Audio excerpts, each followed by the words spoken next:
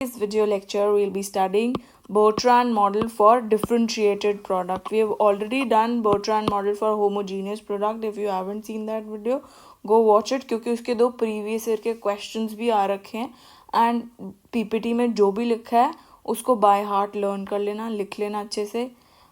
आपको अच्छे से वो याद होना चाहिए इस वीडियो पे आने से पहले. सो बर्ट्रांड मॉडल के अंदर डिफरेंशिएटेड के केस में जो बर्ट्रांड सोल्यूशन है वो डिटर्मिन होता है जब हमारे दो रिएक्शन कर्व्स जो है एक दूसरे से मीट करते हैं. सो जैसे ये एक रिएक्शन कर्व ये फॉर्म 1 का है, ये फॉर्म 2 का है रिएक्शन कर्व. ये जब दोनों रिएक्शन कर्व जो बेस्ट रिस्पॉन्स कर्व्स हैं जब ये दोनों एक दूसरे से इंटरसेक्ट करते हैं तो नैश इक्विलिब्रियम आता है.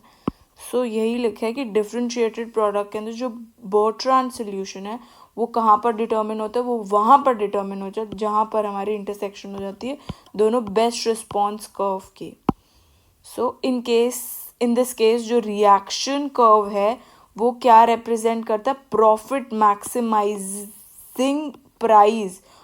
मैक्सिमाइजिंग प्राइस चार्ज करा जाता है जो कि firm for a given price charge bye a competitor. तो जैसे ये फर्म 1 का है सो अलग अलग डिफरेंट प्राइजेस के लिए उनके प्रॉफिट मैक्सिमाइजिंग सोल्यूशंस क्या क्या हैं. So it is basically that only कि इन दिस केस जो रिएक्शन कर्व है वो क्या रिप्रेजेंट करता है, प्रॉफिट मैक्सिमाइजिंग प्राइस जो कि चार्ज हो रहे हैं by a firm for a given price charge by competitor.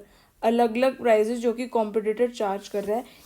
In this model जो रिएक्शन कर्व है वो हम डिराइव करते हैं फ्रॉम आइसोप्रॉफिट कर्व्स. ये आइसोप्रॉफिट कर्व्स ही हैं.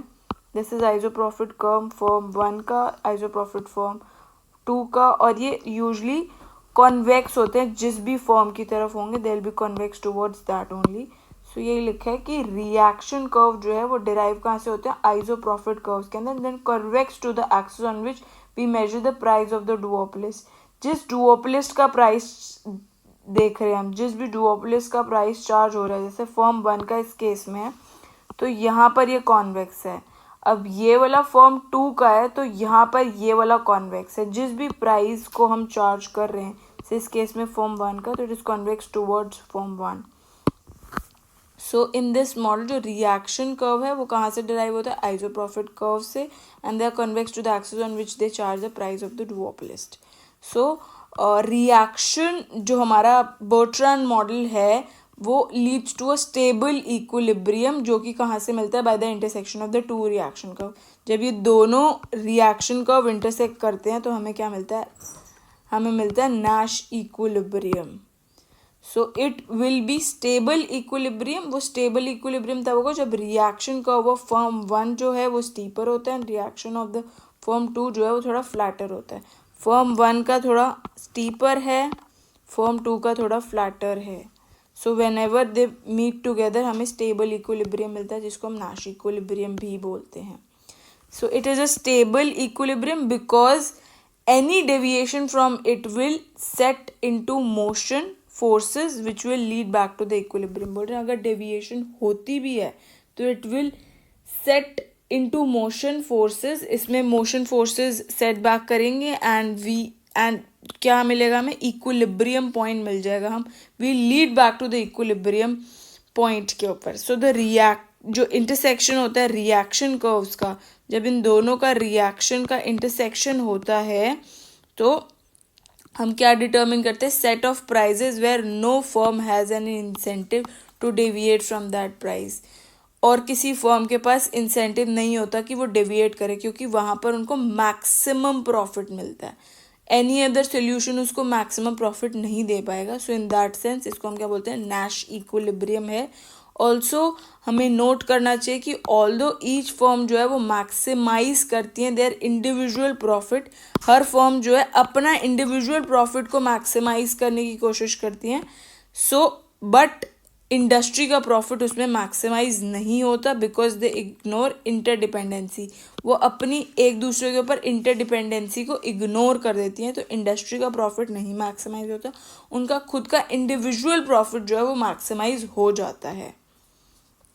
And there few limitations to this model कि बिहेवियर पैटर्न जो फर्म्स का है वो नाइव होता है, मतलब वो अपनी पास्ट मिस्टेक से समझती नहीं है, जो उनको करना है वो करती रहती हैं, जिसकी वजह से प्रॉब्लम्स होती हैं. तो that is the main idea कि पैटर्न जो होता है, जो बिहेवियरल पैटर्न होता है दैट इज़ नाइव, वो अपनी पास्ट मिस्टेक से समझती नहीं है.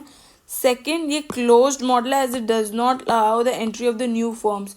न्यू फॉर्म्स की एंट्री नहीं होती इसमें. एंड द थर्ड इज़ कि हर फर्म जो है वो मैक्सिमाइज करती है देयर ओन प्रॉफिट, अपने खुद के प्रॉफिट को मैक्सिमाइज करती है, जिसमें जॉइंट प्रॉफिट जो है वो मैक्सिमाइज नहीं होता है एज दे इग्नोर इंटरडिपेंडेंसी. वही कि इंडस्ट्री का प्रॉफिट मैक्सिमाइज नहीं होता, सिर्फ उनका इंडिविजुअल प्रॉफिट जो है वो मैक्सिमाइज होता है. So this is the limitation. I hope आपको समझ में आया होगा. Next video that I will be making would be on the numerical, जो कि इससे रिलेटेड डिफ्रेंशिएटेड प्रोडक्ट का आ सकता है. वैसे अभी तक आया नहीं है, होमोजीनियस का ज़्यादा क्वेश्चंस आए हैं, but since I have to cover the entire topic जो मार्केट स्ट्रक्चर के अंदर आते हैं और कवर होते हैं, ऑल्दो क्वेश्चन नहीं पूछा हुआ डिफ्रेंशिएटेड का, बट यू शुड नो, अगर आ जाए तो to be on a safer side I am covering this topic as well.